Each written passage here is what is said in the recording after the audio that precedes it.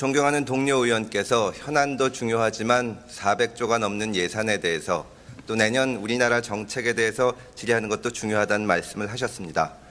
100% 동의하고 저도 나름대로 준비를 했었습니다. 그러나 어쩔 수 없이 이 문제를 짚고 가지 않으면 안 됩니다. 이 문제가 해결되지 않으면 개별 정책을 제대로 집행하는 것은 불가능하다고 생각을 합니다. 이 사건은 최순실 게이트가 아닙니다. 박근혜 게이트입니다. 최순실 대통령의 이름을 팔아서 호가호위하거나 혹은 해킹을 거쳐서 청와대의 자료를 빼낸 사건이 아닙니다. 대통령이 직접 저지른 일입니다. 어떤 사건의 이름을 붙일 때 관계된 사람 중에서 가장 중요한 역할을 하고 또 중한 책임을 져야 할 사람의 이름을 붙이는 것이 합리적입니다. 그런 면에서 이 사건은 최순실 게이트가 아니라 박근혜 게이트라는 말씀을 먼저 드리고 어제에 이어서 저희가 가장 본질적으로 반드시 물어야 되는 질문을 드리겠습니다. 저는 어제 총리께 대통령이 왜 그런 일을 하셨냐고 질문을 드렸습니다. 총리께서는 대통령이 하신 사과 기자회견에서 하신 말씀을 그대로 옮기셨고 따로 답변은 안 하셨습니다. 저도 잘 모르겠습니다. 그 질문을 한 것은 대통령이 하신 일이 상식을 가진 보통 사람들로서는 도저히 이해할 수 없는 일이기 때문입니다. 그렇기 때문에 오늘은 그 다음에 따라 나올 수밖에 없는 질문을 하겠습니다. 어려운 질문입니다. 저는 대통령과 정치적 견해가 다르지만 헌법에 의해서 국민들이 선출한 대통령을 항상 최고의 존경심을 가지고 존중해왔고 예의를 지켰습니다. 그러나 이 상황에서 이 질문을 던지지 않을 수가 없습니다. 지금 거국 중립내각, 책임총리제, 심지어 탄핵이나 하야 등 이 상황을 수습하기 위해서 여러 가지 대응 방법이 터져나오고 있습니다.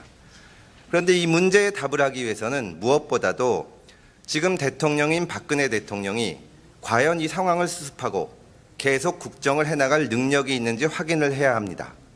그것을 알아야만 남은 1년 4개월간 대한민국 정부가 어떤 형태로 어떻게 일을 해야 할지 정할 수가 있습니다.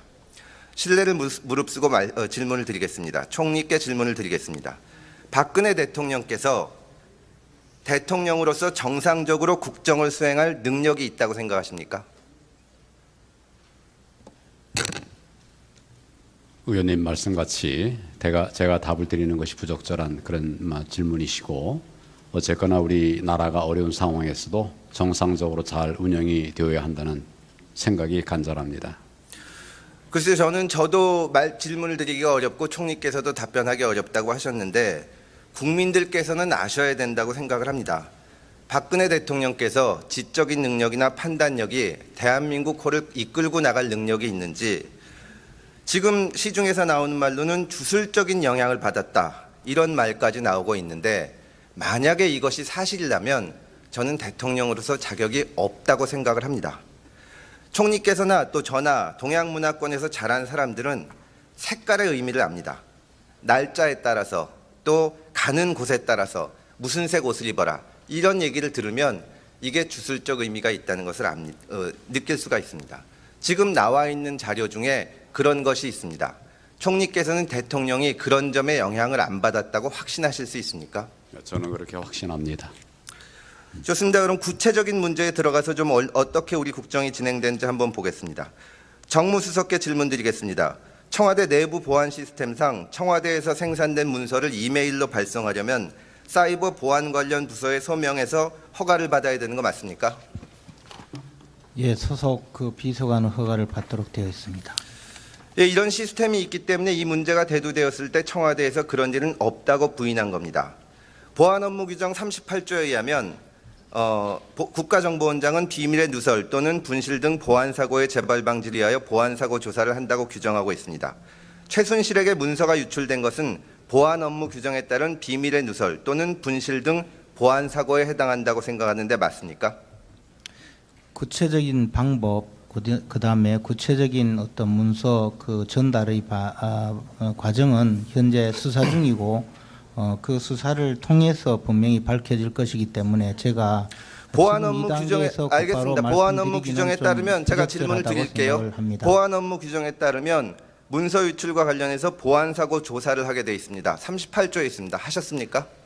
지금 그 내부 어떤 조사보다도 곧바로 지금 검찰 수사가 진행되고 있기 때문에 검찰 수사를 통해서 원래 청와대에서 밝혀질 것이라고 해명한 데 따르면 이런 시스템이 있기 때문에 메일이 외부로 유출되는 것은 시스템상 절대로 불가능하다고 했습니다.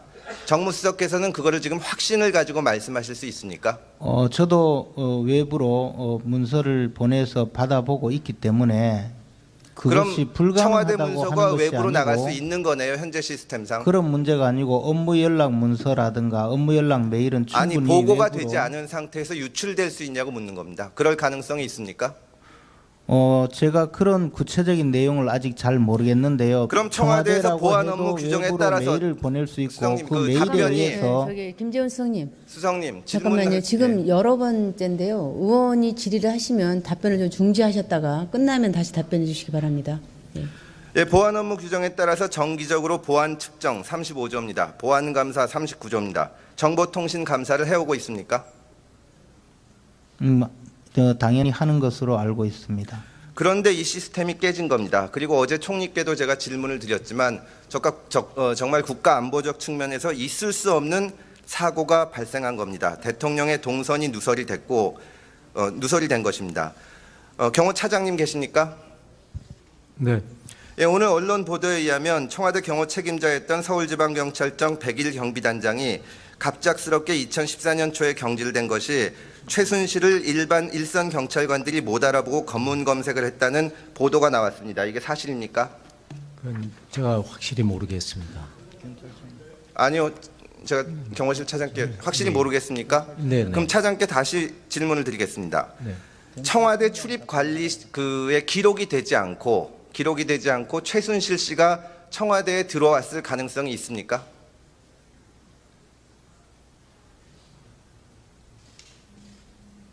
기록이 되지 않고 들어올 수. 아니 누구든 청와대에 출입을 하게 되면 그게 이 기록이 남아야 됩니다. 제 생각에는 대통령이 계신 곳이니까요. 근데 네네. 기록이 남지 않은 채 최순실이 청와대에 들어왔을 가능성이 있습니까?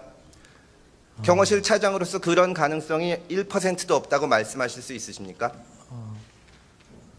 그렇지는 않을 가능성이 있습니다. 그러면 기록이 안 된 채 최순실이 청와대에 출입했을 가능성이 있네요. 차장님 견해에 따르면.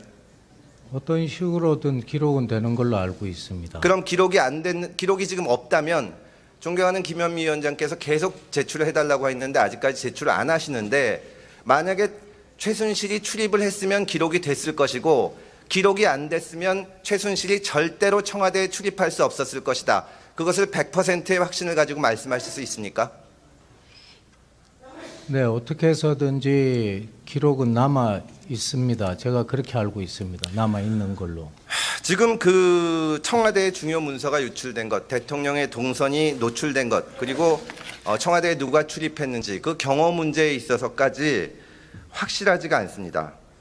거국 중립 내각 책임 총리제 탄핵 하야 얘기가 나오지만 대통령께서 정말 국정을 수행할 능력이 있는지 확인이 되어야만 그에 맞는 대책을 세울 수가 있습니다. 제가 총리께 어려운 질문을 드렸지만 제가 총리께 드리고 싶은 말씀은 제가 총리라면 그리고 여기 계신 국무위원들의 입장에서는 지금 당장이라도 대통령을 찾아뵈야 됩니다. 그래서 얘기를 나누고 도대체 어떻게 된 거냐고 해명을 들어야 됩니다. 그럴 권리도 있고 국무위원이라면 그리고 그럴 의무도 있습니다. 그래서 국민들 앞에 이게 어떻게 된 건지 얘기를 해야 됩니다. 지금 이렇게 며칠 동안